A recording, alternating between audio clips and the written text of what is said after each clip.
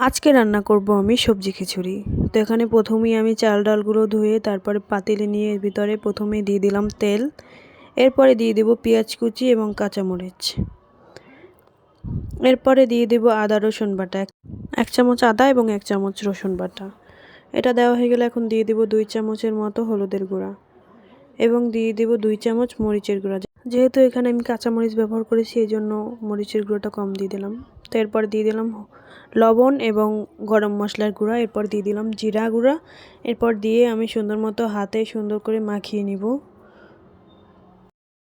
যত বেশি মাখানো হবে ততই টেস্ট হবে, তো এই জন্য আমি একটু বেশি টাইম নিয়ে সুন্দর করে মাখিয়ে নিলাম।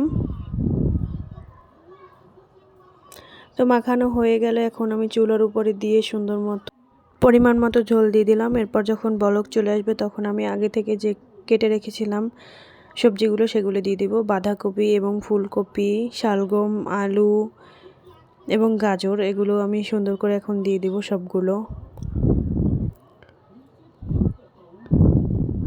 তো দেওয়া হয়ে গেলে আমি ঢাকনা দিয়ে ঢেকে রান্না করে নিব। এই তো আমি আবার একটু নেড়ে চেড়ে দিলাম ঢাকনাটা তুলে। তো আবারও আমি ঢাকনা দিয়ে ঢেকে রান্না করতে থাকবো। তো এখন আমি দিয়ে দিলাম টমেটো 2টা। কে কে এরকম খিচুড়ির ভিতরে টমেটো দিয়ে রান্না করেন অবশ্যই জানাবেন।